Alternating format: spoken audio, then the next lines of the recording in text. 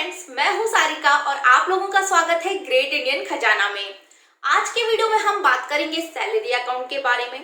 Salary account क्या होता है, इसके आपको क्या क्या बेनिफिट मिलते हैं और अगर आपका सैलरी अकाउंट है तो आपको किस बात का बहुत ज्यादा ध्यान रखना है जिससे आपको किसी तरह का कोई नुकसान ना उठाना पड़े। ये सारी बहुत ही इंपॉर्टेंट डिटेल इस वीडियो में डिस्कस करेंगे, इसलिए मेरी रिक्वेस्ट है कि प्लीज आप लोग ये वीडियो पूरा जरूर देखिएगा। सैलरी अकाउंट, जैसा कि इस अकाउंट के नाम से ही क्लियर है कि एक ऐसा अकाउंट जिसमें आपकी सैलरी आए। तो आपकी सैलरी कब आएगी? जब आप किसी कंपनी में जॉब करेंगे। आप जॉब करेंगे तो हर महीने कंपनी आपका पेमेंट करेगी, मतलब आपको आपकी सैलरी देगी। उस सैलरी को देने के लिए आपका एक अकाउंट होना चाहिए जिसे हम बोलेंगे सैलरी अकाउंट। उस सैलरी अकाउंट में ही हर महीने आपकी जो सैलरी है वो क्रेडिट होगी।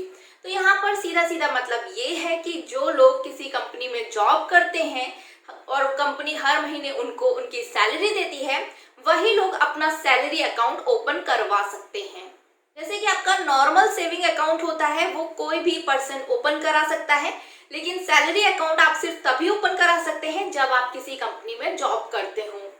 आपको किस बैंक में सैलरी अकाउंट ओपन करवाना है ये डिपेंड करता है कि आप किस कंपनी में जॉब कर रहे हैं, क्योंकि सभी कंपनी के किसी ना किसी बैंक के साथ टाई अप होते हैं और उस कंपनी में जितने भी एम्प्लॉय काम कर रहे होते हैं उनको उसी बैंक में अपना सैलरी अकाउंट ओपन करवाना होता है। अगर किसी कंपनी का एक से ज्यादा बैंक से टाई अप है, मान लीजिए कि आप जिस कंपनी में काम कर रहे हैं उस कंपनी का 3 बैंक के साथ टाई अप है, HDFC बैंक, एक्सिस बैंक और ICICI बैंक। तो यहाँ पर आपको 3 बैंक में ऑप्शन मिल जाएगा कि आप इन तीनों में से किसी एक बैंक में सैलरी अकाउंट ओपन करवा सकते हैं। लेकिन अगर कंपनी का सिर्फ एक बैंक से टाई अप है तो आपको सिर्फ उसी बैंक में सैलरी अकाउंट ओपन करवाना होगा। जब आप कोई कंपनी नई ज्वाइन करते हैं तो आपकी ज्वाइनिंग के बाद ही ये सारे प्रोसीजर कंप्लीट किए जाते हैं कि आपको किस बैंक में सैलरी अकाउंट ओपन करना है। जो कंपनी होती है वो खुद अपने ही तरफ से अपने एम्प्लॉय का सैलरी बैंक अकाउंट ओपन करवा देती है। जिस बैंक से उस कंपनी का टाई अप है उसी बैंक में अपने एम्प्लॉय का कंपनी सैलरी अकाउंट ओपन करवाती है, जिससे कि वो हर महीने उस एम्प्लॉय की सैलरी उस सैलरी अकाउंट में दे सके। सैलरी अकाउंट के आपको बहुत सारे बेनिफिट भी मिलते हैं, जिसमें एक मेन बेनिफिट तो ये है कि जो आपका सैलरी अकाउंट होता है वो जीरो बैलेंस अकाउंट होता है। इसमें आपको कोई भी मिनिमम बैलेंस मेंटेन करके रखने की जरूरत नहीं होती है। जैसे कि आपके जो नॉर्मल सेविंग अकाउंट होता है उस अकाउंट में आपको एक मिनिमम बैलेंस मेंटेन करके रखना होता है और ये बैंक टू बैंक डिपेंड करता है। हर बैंक के अपने अलग अलग मिनिमम बैलेंस चार्जेस होते हैं और अगर आप वो मिनिमम बैलेंस मेंटेन करके नहीं रखते हैं तो फिर आपके पेनल्टी चार्जेस भी कटते हैं। लेकिन सैलरी अकाउंट आपका जीरो बैलेंस अकाउंट है, तो अगर आप इसमें कोई मिनिमम बैलेंस मेंटेन करके नहीं रख रहे हैं तो भी आपसे किसी तरह के कोई भी चार्जेस नहीं लिए जाते हैं। तो ये काफी बड़ा बेनिफिट मिल जाता है आपको सैलरी अकाउंट में। सैलरी अकाउंट में आपको इंटरेस्ट भी मिलता है। जो आपका जमा किया हुआ अमाउंट रहता है सैलरी अकाउंट में उसमें आपको इंटरेस्ट भी मिलता है। आपका जिस बैंक में सैलरी अकाउंट है वो बैंक अपने सेविंग अकाउंट पर जितना इंटरेस्ट रेट देता है सेम उतना ही इंटरेस्ट रेट वो आपको आपके सैलरी अकाउंट में भी देता है। तो यहाँ पर अगर आप अपनी सेविंग करते हैं तो आपको इंटरेस्ट भी मिलता है अपनी सेविंग पर।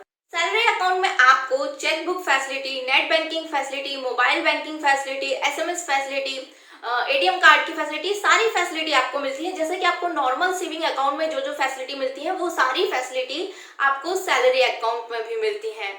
आप सैलरी अकाउंट को अपने नॉर्मल सेविंग अकाउंट की तरह भी इस्तेमाल कर सकते हैं और ऊपर से आपको इसमें मिनिमम बैलेंस मेंटेन करने की भी जरूरत नहीं होती है। तो यहाँ पर आपको इतने सारे फायदे मिल जाते हैं सैलरी अकाउंट में।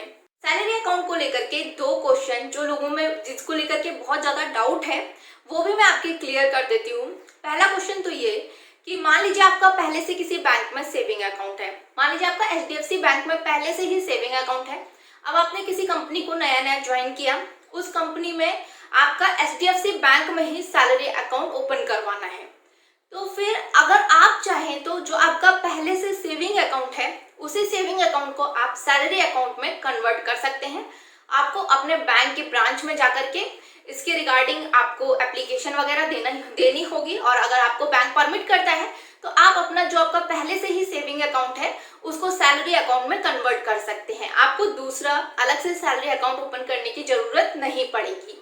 दूसरा क्वेश्चन ये है कि मान लीजिए आपका पहले से ही HDFC बैंक में सैलरी अकाउंट है, आप प्रेजेंट टाइम में जिस कंपनी में काम कर रहे हैं वहां पर आपका HDFC बैंक में ही सैलरी अकाउंट है। अब आपने वो कंपनी में जॉब छोड़ करके आप किसी दूसरी कंपनी में चले गए, उस कंपनी में भी आपको HDFC बैंक में ही सैलरी अकाउंट ओपन करवाना है। तो जो आपका पुराना सैलरी अकाउंट है आप उसी सैलरी अकाउंट को वहां पर भी यूज कर सकते हैं, आप उसी सैलरी अकाउंट की डिटेल वहां पर भी दे सकते हैं। उसके लिए अलग से आपको दूसरा सैलरी अकाउंट ओपन करवाने की जरूरत नहीं पड़ेगी।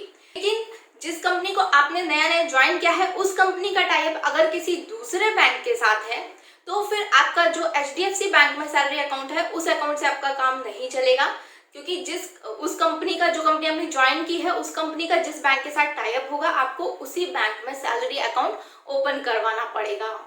अब चलिए बात कर लेते हैं कि अगर आपका सैलरी अकाउंट है तो आपको किन बातों का बहुत ज्यादा ध्यान रखना है, क्योंकि अगर आपने इन बातों पर ध्यान नहीं दिया तो हो सकता है कि आपका बहुत ज्यादा नुकसान भी हो जाए। सैलरी अकाउंट क्योंकि आपका जीरो बैलेंस अकाउंट है तो इसमें आपके कोई भी चार्जेस नहीं कटते हैं। लेकिन अगर आपकी सैलरी 3 महीने कंटिन्यू आपके अकाउंट में क्रेडिट नहीं होती है या फिर कुछ बैंक में ये टाइम 6 महीने का है कि 6 महीने तक आपकी सैलरी आपके अकाउंट में क्रेडिट नहीं हुई, तो आपका जो सैलरी अकाउंट है वो ऑटोमेटिक ही आपके सेविंग अकाउंट में कन्वर्ट हो जाता है। तो वो जैसे ही सेविंग अकाउंट में कन्वर्ट हो जाएगा तो जो उसके रूल्स एंड रेगुलेशन है वो सेविंग अकाउंट के अकॉर्डिंग चलेंगे। तो अब आपको इस अकाउंट में मिनिमम बैलेंस मेंटेन करने की जरूरत पड़ेगी, और अगर आपने उसमें मिनिमम बैलेंस मेंटेन नहीं किया है तो उसमें आपके चार्जेस कटेंगे। हर महीने जो आपके पेनल्टी चार्जेस कटते हैं वो कटना शुरू हो जाएंगे। तो यहाँ पर आपको बहुत ज़्यादा ध्यान रखना है। लोगों को इस तरह की दिक्कत कब आती है, जब लोग ज़्यादातर कंपनी स्विच कर देते हैं। अभी आप किसी कंपनी में काम कर रहे हैं, वहां पे आपने HDFC में सैलरी अकाउंट ओपन करवा रखा है, आपने कंपनी स्विच की, आप दूसरी कंपनी में गए, वहां पर आपने किसी दूसरे बैंक में सैलरी अकाउंट ओपन करवा लिया। अब जो HDFC वाला सैलरी अकाउंट है उसमें 3 महीने तक सैलरी क्रेडिट नहीं हुई तो ऑटोमेटिक ही वो आपका सेविंग अकाउंट में कन्वर्ट हो गया। तो सेविंग अकाउंट में जो रूल्स चलते हैं कि उसमें 10,000 मिनिमम बैलेंस मेंटेन करना है, अगर नहीं किया तो आपके पेनल्टी चार्जेस कटेंगे, तो वो सारे रूल्स आपका जो सैलरी अकाउंट था जो सेविंग अकाउंट में कन्वर्ट हो गया है उसमें वो सारे रूल्स अप्लाई हो जाएंगे। और अगर आपने ये चीज़ ध्यान नहीं दी तो आपके बहुत ज़्यादा चार्जेस कट जाएंगे। और अगर आपने बहुत दिनों बाद अपना अकाउंट चेक किया तो पता चला कि आपके चार्जेस कट के बहुत ज़्यादा आपका नुकसान हो गया, बहुत ज़्यादा आप पर पेनल्टी लग गई। तो इन बातों का आपको ध्यान रखना है। अगर आपका वो सैलरी अकाउंट काम का नहीं है, अगर आपका आगे उसका यूज़ नहीं है, तो या तो आप उस सैलरी अकाउंट को क्लोज करा दीजिए या फिर आप उसको एज अ सेविंग अकाउंट इस्तेमाल करिए, तो फिर उसमें मिनिमम बैलेंस मेंटेन करके रखिए। तो इन कुछ बातों का आपको ध्यान रखना है।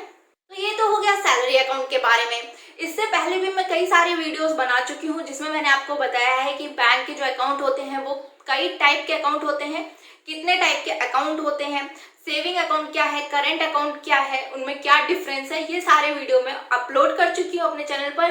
नीचे डिस्क्रिप्शन में मैं सबका लिंक दे दूंगी, आप मेरे चैनल पर जाकर के चेक कर सकते हैं। होपफुली आज का वीडियो आप लोगों के लिए यूजफुल होगा। प्लीज आप लोग इस वीडियो को ज्यादा से ज्यादा शेयर करिएगा, लाइक करिएगा, अपने कमेंट जरूर करिएगा। Thanks for watching.